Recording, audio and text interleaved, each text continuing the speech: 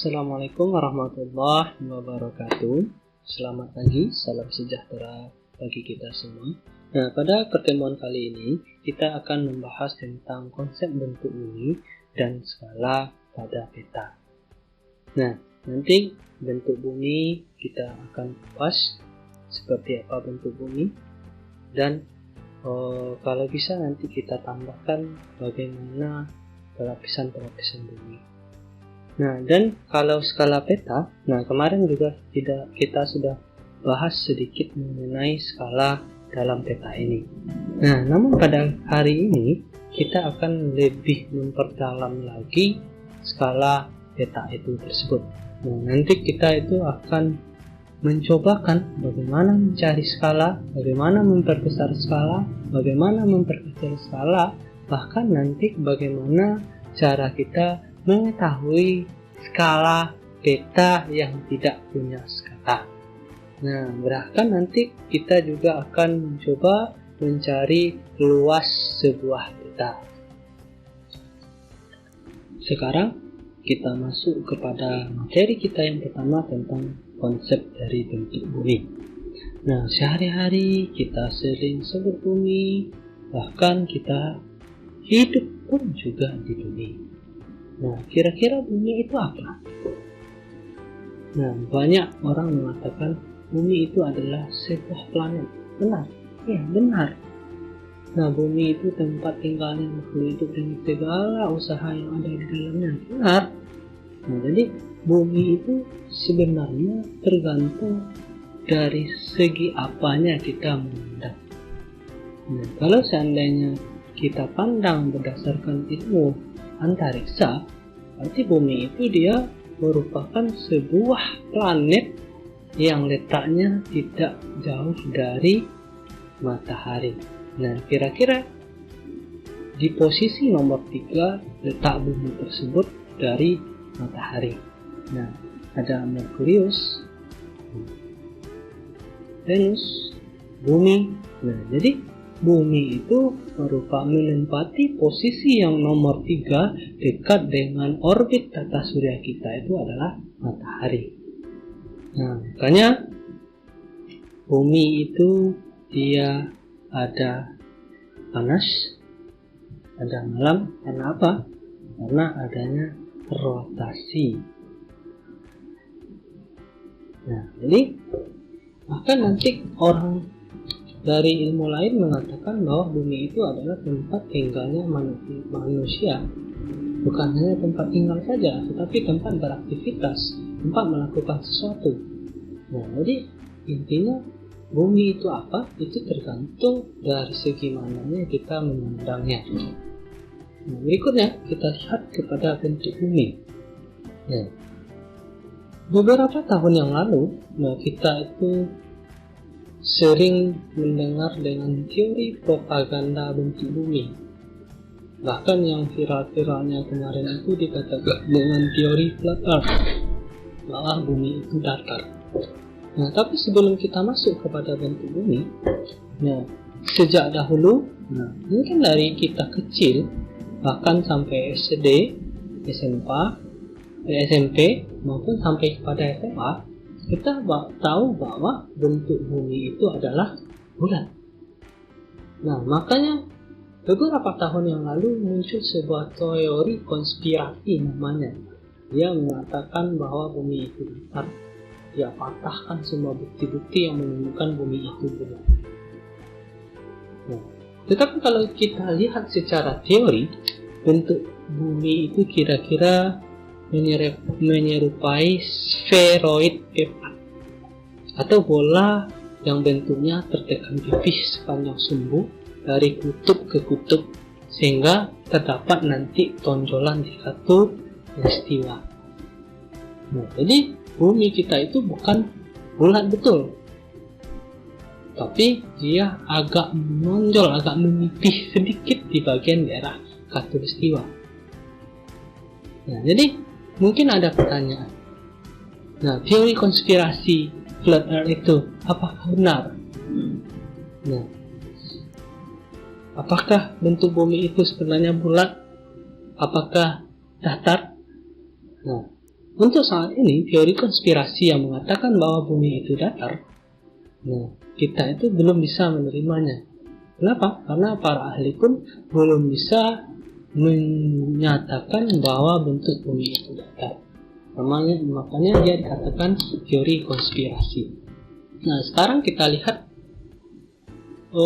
bumi bulat. Nah, jangan dibayangkan nanti bulatnya itu seperti globe yang sudah kita lihat sehari-hari. Tidak. Dia itu kalau waktu saya dulu kuliah, dosen saya mengatakan bahwa bumi itu permukaannya tidak rata atau bergelombang atau seperti bentuk jeruk purut. Nah, bulat-bulat tapi bergelombang. Pada kali ini juga kita akan lihat lapisan-lapisan yang ada pada bumi. Nah, kalau kita lihat secara detail, nanti ada lapisan inti, ada mantel, ada kerak benua, dan ada yang lain-lain. Nah, itu tidak terlalu kita bahas. Yang jelas itu kita akan membahas lapisan-lapisan bumi itu, mulai lapisan yang di atas, lapisan yang di bawah, secara garis besar saja. Nah, kalau lapisan-lapisan yang ada di atas bumi itu dinamakan dengan atmosfer. Nah, jadi atmosfer itu dia terdapat pada permukaan bumi. Nah, sedangkan nanti bagaimana dengan lapisan-lapisan yang berada di bawah bumi? Nah, itu dinamakan dengan lapisan litosfer. Nah, jadi kita cukup tahu saja, jadi lapisannya itu ada atmosfer bagian atas, ada litosfer di bagian bawah. Skala peta. Nah, kemarin juga kita sudah bahas di pertemuan ke-3 skala peta. Nah, tapi pada hari ini kita akan bahas skala peta itu dia lebih detail lagi. Nah, kalau secara teoris, kita tahu bahwa skala itu merupakan perbandingan antara jarak pada peta dengan jarak yang sesungguhnya di lapangan. Jadi intinya adalah jarak di peta dibandingkan dengan jarak yang sesungguhnya. Intinya adalah rasio, perbandingan. Jadi makanya apakah jarak di peta sama dia dengan jarak yang ada pada sebenarnya. Nah, makanya kemarin itu syarat peta itu ada equidistant. Nah, jarak pada peta itu harus sama dia dengan jarak yang sebenarnya di lapangan. Nah, jadi untuk memenuhi syarat peta equidistant itulah kita pergunakan yang namanya skala peta. Kita ulang lagi materi kita beberapa minggu yang lalu tentang jenis-jenis peta. Berikutnya tentang sebenarnya jenis skala itu berdasarkan skala. Jadi kita sudah tahu bahwa konsep dari skala itu adalah rasio atau perbandingan jarak yang pertama pada peta kadaster. Itu peta yang dengan jarak skala yang besar. Itu boleh juga kita katakan di sini bahwa peta di sini bisa kadaster sama buatkan dia sebuah besar, yakni segitiga 100 sampai dia tingkatan ribu. Nah, ada JP. Berikutnya istilah jarak ada pada peta skala S besar dinamakan dengan skala peta yang memiliki skala JB jarak berbanding 5.000 sampai jadi kita aplikasikan dia dengan cara di sini. Berikutnya ada peta tutupnya salah satu dengan skala yang dia contohkan adalah kita mencari berbanding 250 peta sampai kepada kalau untuk mencari jarak pada peta berarti yang perlu kita lakukan itu adalah skala kecil, namanya skala kecil. Tahu skala, tetapi kita harus tahu dia itu angkanya sangat besar. Hanya itu satu berbanding. Kalau seandainya kita mencari jarak pada peta, yang harus kita perhatikan adalah skala itu kita kalikan dengan terakhir itu dinamakan dengan peta geografi. Ini peta yang bercontoh yang berskala besar dari 1 berbanding JB. Nah, jadi yang perlu kita tekankan di sini adalah ada peta skala besar, ada jarak yang skala kecil. Nah, kira-kira untuk mencari jarak yang sebenarnya itu bagaimana? Besar. Nah, itu sangat mudah. Nilai angka yang muncul jarak pada peta dan sebaliknya kalau peta itu dia berskala sehingga nanti kecil muncul berarti jarak angka atau nilai yang dia munculkan itu adalah jadi besar. Kalau kita mainkan segitiga kita tutup salah satunya, kita tutup tipe, berarti jarak pada peta. Nah, kalau seandainya 1 berbanding 1000, apakah itu skala besar atau kecil? Nah, kita harus tegas dengan kita bahwa peta itu adalah skala besar. Dengan adanya segitiga yang bilang ini, nanti Anda bisa paham bagaimana cara mencari jarak pada peta, cara mencari skala besar itu dia adalah peta yang memiliki nilai angka besar. Jadi kita sudah mencari cara menghitung skala itu dengan memiliki nilai angka. Kemarin itu yang perlu kita pahami lagi di dalam unsur-unsur peta, salah satunya adalah skala. Kemarin itu kita bagi skala itu kepada beberapa macam, yaitu kepada 2 macam saja, skala angka atau skala numerik, dan yang kedua itu dinamakan dengan skala batang. Nah, bagaimana cara menghitung skala batang ini? Nah, skala batang itu sumbernya adalah dari skala angka. Nah, jadi antara skala angka dia harus sama dengan skala batang atau skala grafis. Nah, biasanya kita menerjemahkannya itu skala batang itu kepada kilometer. Nah, jadi nanti akan ada grafik batang yang ada hitam putih. Ini gunanya untuk membedakan ruas antara masing-masing jarak tertentu. Nah, di sini kita contohkan skala angkanya 1 berbanding 6000. Berarti 1 cm pada peta sama dengan 6000 cm di lapangan. Kalau seandainya 6000 cm itu kita konversi kepada kilometer, dia akan menjadi berapa? Dia akan menjadi 0,06 km. Nah, jadi di sini bisa kita lihat dengan skala angka 1 berbanding 6000, kita konversi atau kita pindahkan yang centimeter itu kepada kilometer, jadi ada 0. Nah, ada grafik batangnya hitam putih 0,06. Terus berikutnya berapa? 0,66 ditambah 0,06 berarti adalah 0,12. Nah, berikutnya ditambah 0,6, 0,18 ditambah lagi 0,6, 0,24 km. Nah, jadi intinya apa? Skala grafik atau skala batang itu kita peroleh dari skala angka. Skala angka itu harus sama dia dengan skala batang. Untuk mencari skala angka tadi, kita butuh sebuah contoh soal. Nah, kita contohkan. Jarak kota A dan B dalam peta ialah 20 cm. Sedangkan jarak yang sesungguhnya ketika diukur di lapangan adalah 200 cm. Nah, yang akan dicari di sini adalah berapakah besar skala. Nah, kita disuruh mencari skala dengan catatan jarak di peta kita tahu, jarak di yang sebenarnya kita tahu. Nah, kita untuk menjawabnya kita kembali kepada konsep segitiga tadi. Skala peta itu dia cara mencarinya adalah jarak pada peta dibagi dengan jarak sebelumnya di lapangan. Nah, jarak pada peta itu adalah 20 cm dibagi 200.000 cm. Berarti ini adalah skalanya 1 berbanding 2000. Jadi skalanya itu adalah 1 berbanding 2000. Nah, nanti kita juga akan bisa mengetahui jarak yang sebenarnya, jarak pada peta. Nah, itu nanti akan menjadi soal latihan kita pada hari ini. Nah, jadi cukup kita kenal segitiga yang tadi. Untuk mencari jarak pada peta bagaimana, untuk mencari jarak yang sebenarnya bagaimana. Itu nanti ada soal kita di akhir. Nah, yang jelas untuk mencari skala kita seperti ini.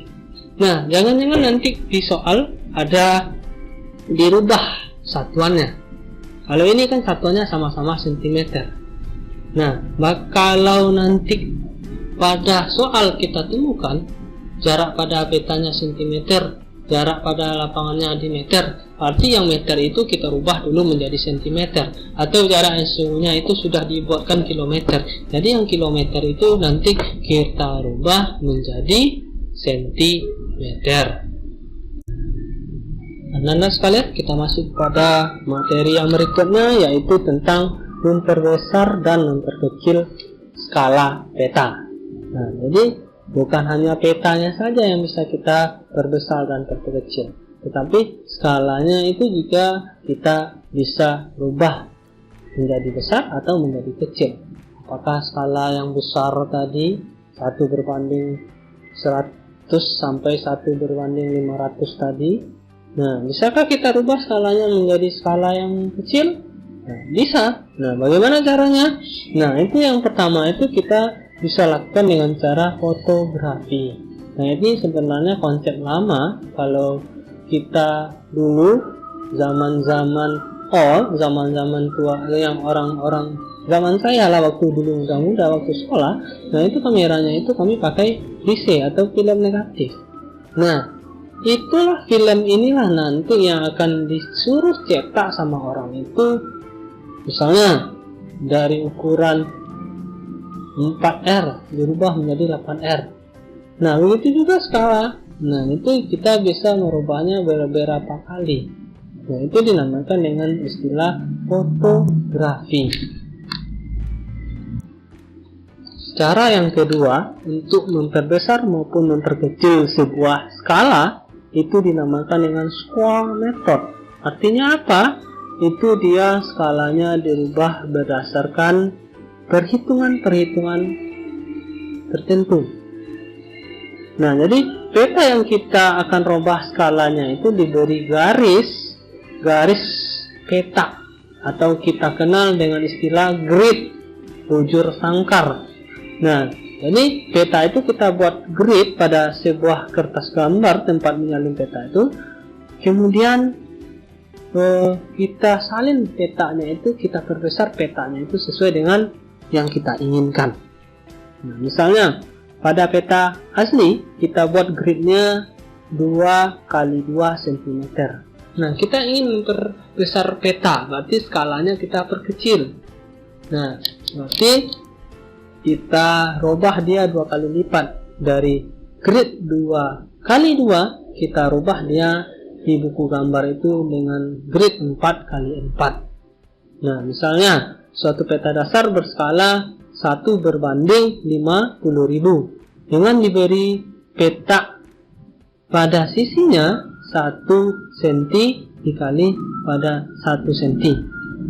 Nah, peta tersebut akan diperkecil skalanya itu menjadi 1 berbanding 100.000.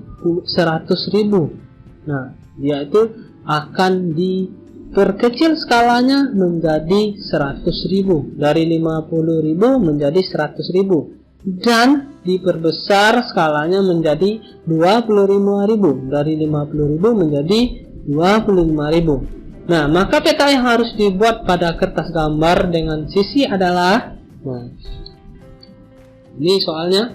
Nah, jadi untuk memperbesar skala, untuk memperkecil skala, nah untuk memperbesar skala dari 50.000 menjadi 25.000, untuk memperkecil skala 50.000 menjadi 100.000. Nah, ini nanti kita akan jawab pada slide yang berikutnya. Nah, jadi untuk menjawab bagaimana cara memperbesar dan memperkecil skala tadi dengan square method, nah kita dapat menggunakan rumus LPT sama dengan SPS dibagi SPT dikali LPS, di mana LPT itu adalah besar sisi peta yang akan dicari, SPS skala peta dasar, SPT skala peta yang dicari besar pada sisi berikutnya, LPS itu besar sisi peta dasar. Nah, jadi dengan adanya rumus ini kita dapat memperkecil dan memperbesar sebuah skala. Nah, kita lihat yang pertama. Kalau seandainya skalanya itu diperkecil dari skala 500.000 menjadi skala 100.000. Nah, berapa sisi peta atau grid yang baru?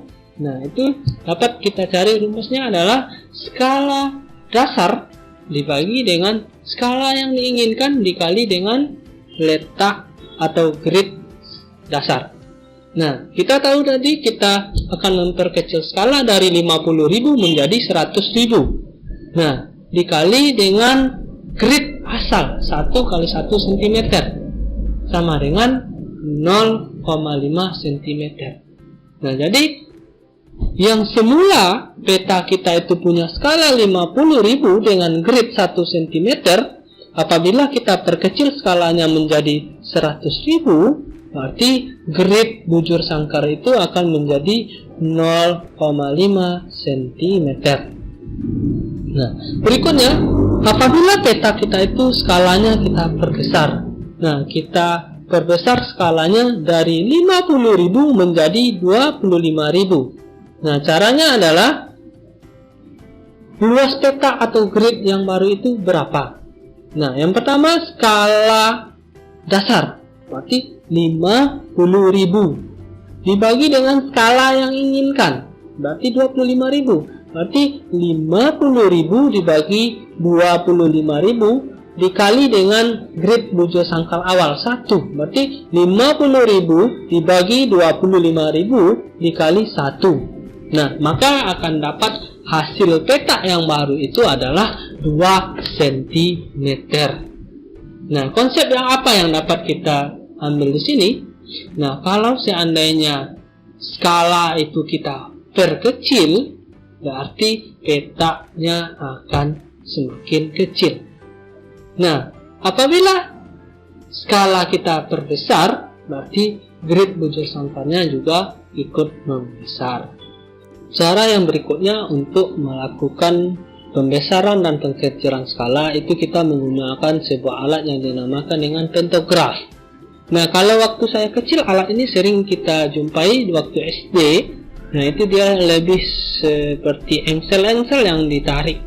Nah, jadi alat ini dia akan bisa memperkecil peta, bisa memperbesar peta dengan cara gerakan yang sejajar.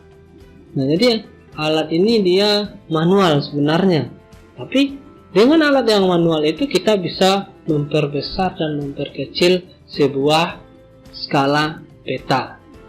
Bagaimana cara kerjanya? Nanti kita jelaskan pada slide yang berikutnya pada sebuah gambar. Sekarang kita akan lihat bagaimana cara kerja dari alat untuk memperbesar dan memperkecil sebuah skala tadi, itu dengan istilah nama pantograf. Nah, jadi kira-kira bentuknya seperti ini. Ada engsel-engselnya. Nah, bagaimana cara kerjanya? Nah, dia itu punya lengan-lengan yang bisa membuat peta itu besar atau kecil.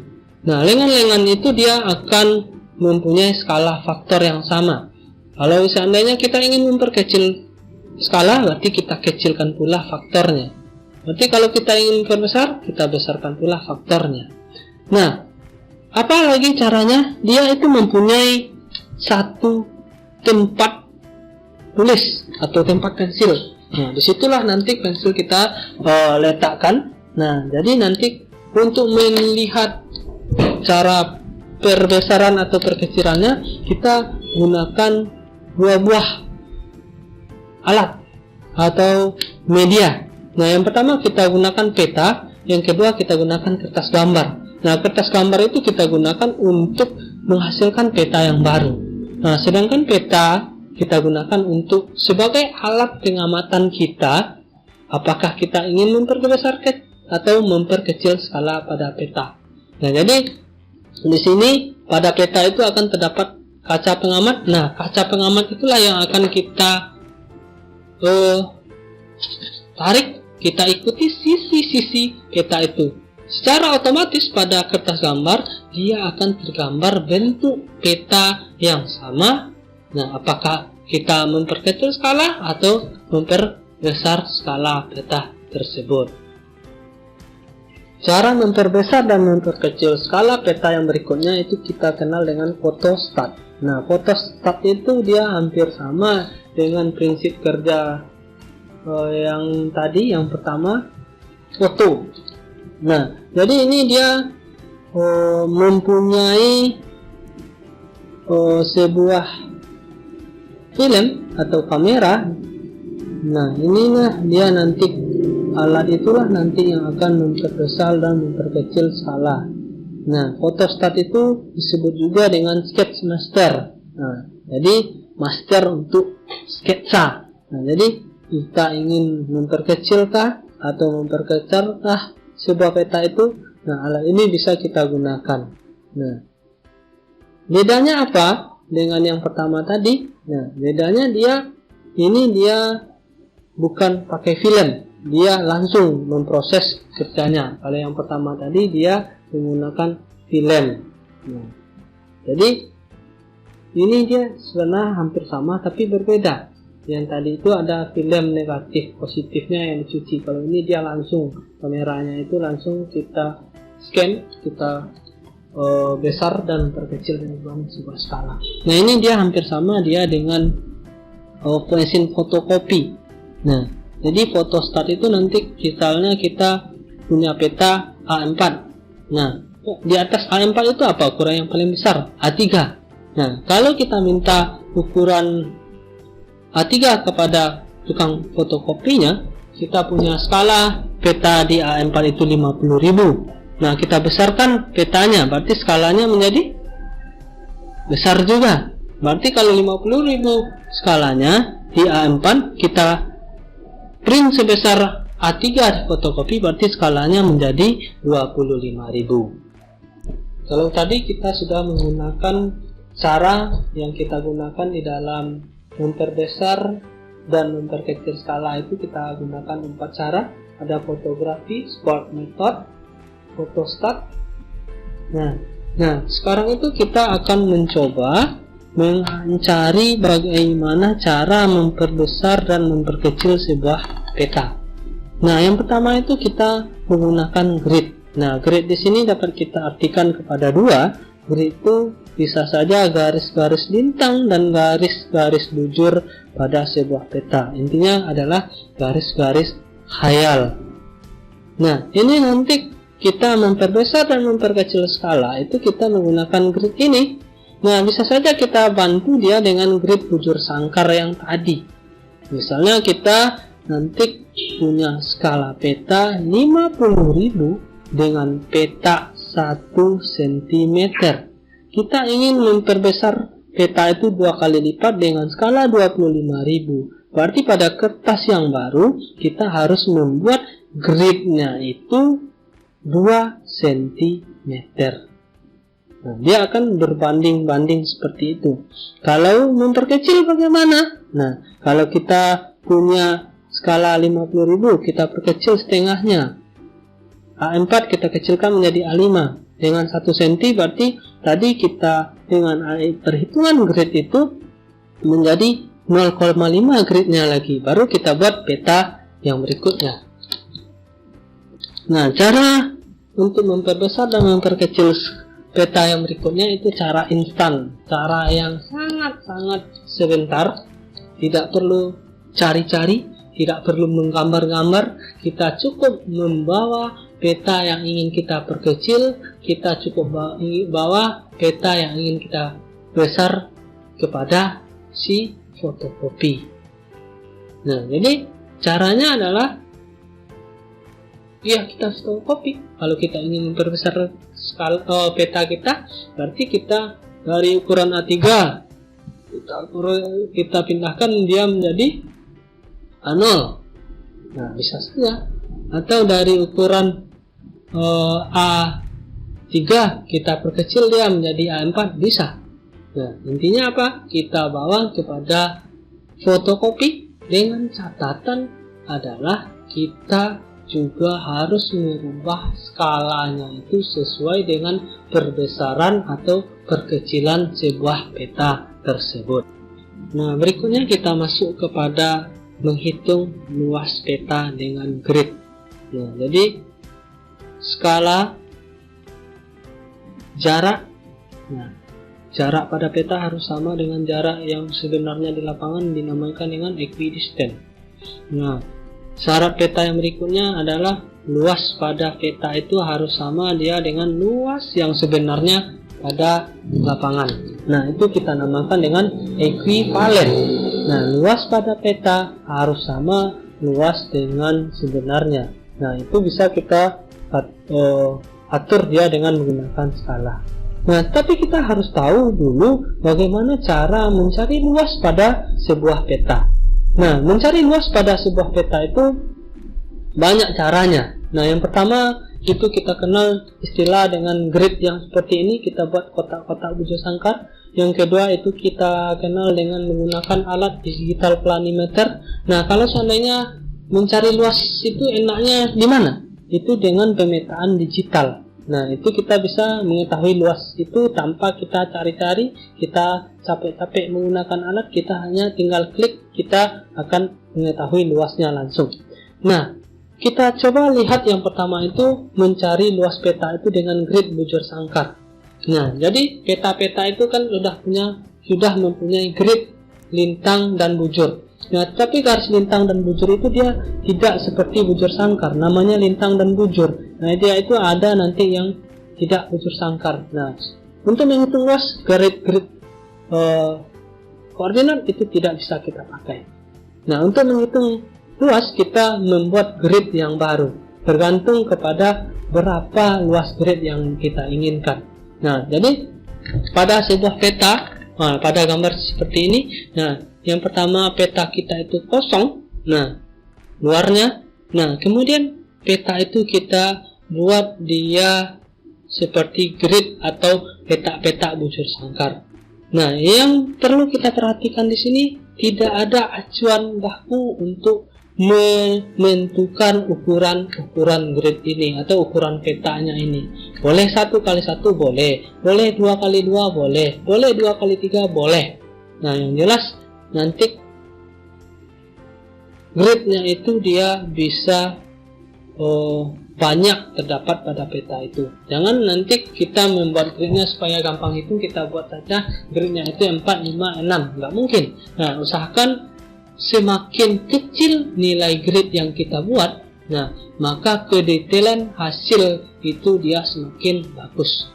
Nah, semakin besar grid yang kita buat, maka hasilnya itu tidak semakin detail. Nah, jadi kalau seandainya nanti Ananda pasti akan disuruh, nah itu setelah ujian semester Ananda akan disuruh membuat peta, apakah diperbesar atau diperkecil, itu nanti bisa menggunakan grid ini.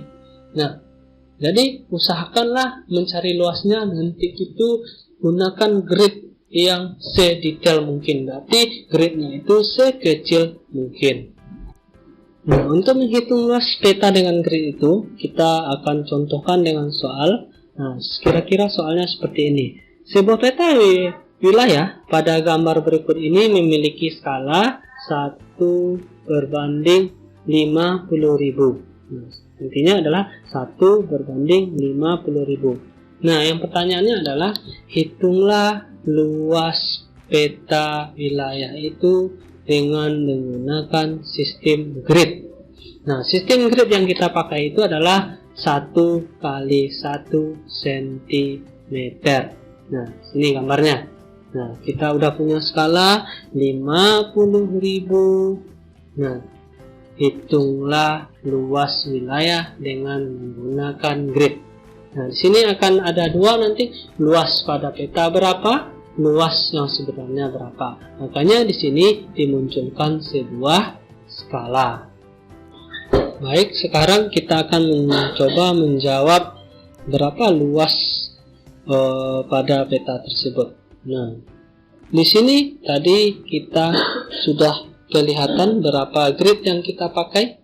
Nah, itu grid yang kita pakai itu adalah 1x1.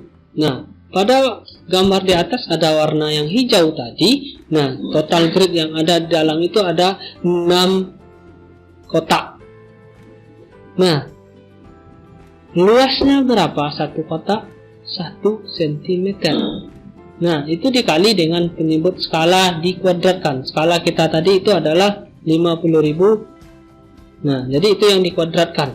Nah, luas kotak dikali luas skala dikali penyebut skala yang dikuadratkan. Kita udah dapat luas kotak kita 6, luas jumlah kotak kita 6, luas kita 1. Nah, jadi 6 dikali 1 cm kuadrat sama dengan 6 cm dikali 50.000 dikuadratkan. Berarti dia itu adalah 2 M ini, 2,5 M. Nah ya, 2,5 M. Jadi 6 cm kuadrat dikali 2,5 M. Nah, akan dapat di sini nanti 15 M. Nah, di 15 M cm. Nah, inilah nanti yang akan dikonversi menjadi ke kilometer. Nah, jadi 15 M kita konversi menjadi desimeter. Nah, hilang nolnya 1. Nah, jadi menjadi 150 juta. Nah, hilang nolnya 2 karena dia cm. Nah, cm kuadrat. Nah, jadi meter, hilang pula nolnya 2 lagi. Menjadi 1.500.000 lagi. Nah, jadi meter kita jadikan dekameter. Nah, jadi 100.500 meter persegi kita jadikan dia dekameter persegi, hilang lagi nolnya 2, berarti 15.000 dekameter persegi. Nah, dekameter kita rubah menjadi hektometer, hilang lagi nolnya 2, berarti menjadi 150.000 hektometer. Nah, satuan luas yang paling kita kenal itu adalah 1,5 km. Jadi dari cm kita konversi dia menjadi kilometer. Jadi yang 15 M cm kuadrat tadi kita konversi dia menjadi kilometer, menjadi 1,5 km kuadrat. Nah, bagaimana kalau luas yang di peta saja, tidak perlu dikali penyebut skala. Kita hanya sampai cara mencarinya jumlah kotak dikali luas kotak dalam cm. Nah, jadi kalau luas yang luasnya di peta itu 6 cm kuadrat. Nah, kalau ingin mencari luas sebenarnya, itu tinggal kita kalikan skala yang dikuadratkan. Nah, berikutnya kita akan mencari luas peta itu menggunakan alat. Nah, itu dikenal dengan istilah digital planimeter. Nah, ini dia yang digital. Nah, yang planimeter itu dia ada juga dengan manual, tapi orang tidak pakai itu lagi. Nah, kalau kami di geografi, kami memakai yang digital planimeter ini, ada alatnya. Sayang, kita kuliah kita daring online, nah kita hanya sekedar lihat alatnya saja. Tapi kalau seandainya kuliah kita di kelas, nah saya itu udah berencana membawakan alat digital planimeter ini. Nah, ini dia alatnya sangat sederhana. Nah, bagaimana caranya? Di situ ada yang seperti roda 2 di depan ini, itu dia adalah alat supaya ya boleh dikatakan rodanya, supaya alat itu dia bisa berjalan di atas sebuah peta. Nah, di sini ada monitornya untuk mengamati hasil-hasilnya, dan yang paling ujung itu adalah optik pengamatan. Nah, jadi cara kerjanya gimana? Jadi kita letakkanlah sebuah peta di atas meja. Nah, kita letakkan di atas peta itu digital planimeter, kita hidupkan, kita hitung dia satuannya, apakah luasnya mau centimeter atau kilometer, terserah. Nah, caranya adalah kita ambil optik atau alat pengamatan ini, kita ikuti dia ke batas peta tersebut. Nah, dari mana titiknya mulai, di situ nanti akan berakhir. Nah, secara otomatis pada layar ini dia nanti akan muncul berapa luasnya. Nah, itu nanti tinggal kita merubah-rubahnya saja. Kita tidak perlu capek-capek menggunakan grid-grid tadi. Nah, dari paparan materi kita di atas tadi, nah, untuk supaya kita lebih paham, nah ini kita disuruh membuat soal latihan 4, 2 soal tentang skala, 2 soal tentang luas.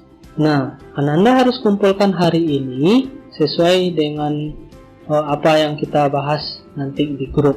Nah, jadi soalnya 4 nanti pelajari dulu. Nah, nanti akan disuruh membuat latihannya. Nanti latihannya akan dikumpul pada hari ini.